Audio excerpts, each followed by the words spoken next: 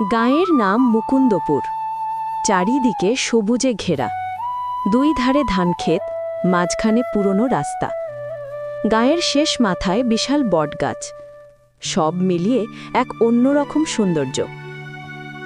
গাঁয়ের কাঁচা রাস্তা দিয়ে দুই বন্ধু বনমালী আর গণেশ গল্প করতে করতে বাড়ি দিকে যাচ্ছে।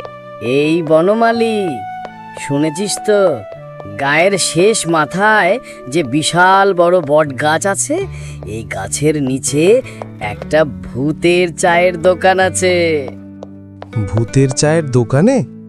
সেই রকম তো কথা গায়ের মানুষের মুখে শুনলাম। তাহলে চল না, আজ রাতে আমরাও ভূতের চা খেয়ে আসি। তুই একেবারে পাগল, ভূত কি চা বানাতে পারে? চল না, দেখে আসি ভূতের চায়ের দোকান আছে কিনা। বলছিস দেখতে যাবি? চল তাহলে। গভীর রাতে দুজনে হাতে লণ্ঠন নিয়ে রওনা হয় গায়ের শেষ মাথার দিকে।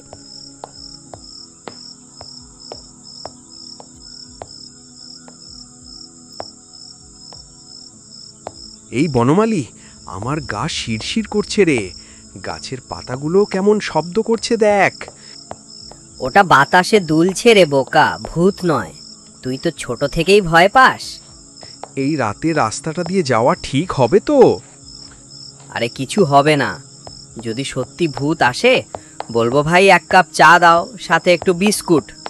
গায়ের লোকের মুখে শোনা যায় ওই বটগাছের নিচে রোজ রাতে এক ভূত চায়ের দোকানে চা বিক্রি করে। ওই দেখ গণেশ, ওই গাছটার নিচে কিছু যেন জলজল করছে।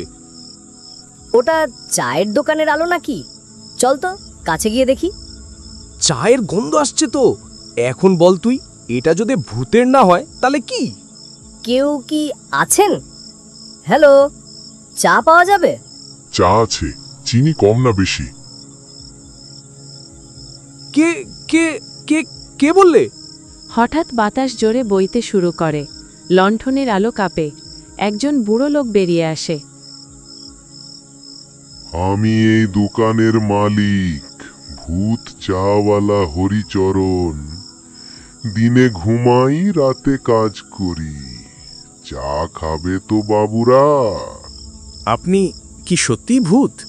হ্যাঁ রে বাবু, আমি ভূত। বেঁচে থাকতে চায়ের দোকান দিতে পারিনি, তাই ভূত হয়ে চায়ের দোকান দিয়েছি, লোককে চা খাওয়াবো বলে। কেউ আমার দোকানে চা খেতে আসে না। আমি ভূত বলে সবাই ভয় পায়।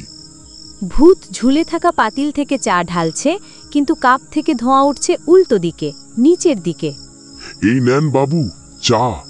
চা যদি ভালো হয় ভূতের দোকানেই প্রতিদিন আসব।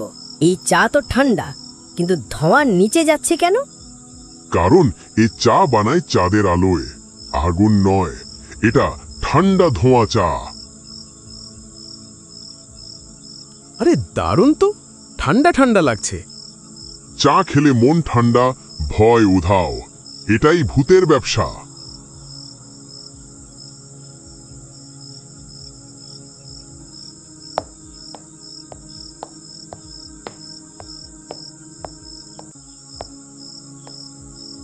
এত রাত হয়ে গেল কাজ থেকে ফিরতে। এই রাস্তাটাই তো ভূতের চায়ের দোকানটা পড়ে। তোমরা এখানে কি করছো? এই দোকানে এলে নাকি কেউ আর বাঁচে না। না না, এ ভূত তো ভালো, চা দিচ্ছে, ভয় দেখাচ্ছে না, আবার গল্পও করছে। নিত্যানন্দ, তুই আমাকে চিনলে না? আমি তোর পুরনো বন্ধু হরিচরণ। তুই তো আমার মৃত্যুর দিন খুব কাঁদছিলি। তুই সত্যি হরিচরণ? তাহলে তুই ভূত হয়ে চা বিক্রি করিস? জীবনে দোকান খোলার স্বপ্ন ছিল, মৃত্যুর পর খুলেছি। স্বপ্ন ফুরোয় না রে, মানুষ মরলেও। এই নে চা খা। চাটা তো খুব সুন্দর, মন ভরে গেল। রোজ তোর দোকানে চা খেতে আসবো হরিচরণ।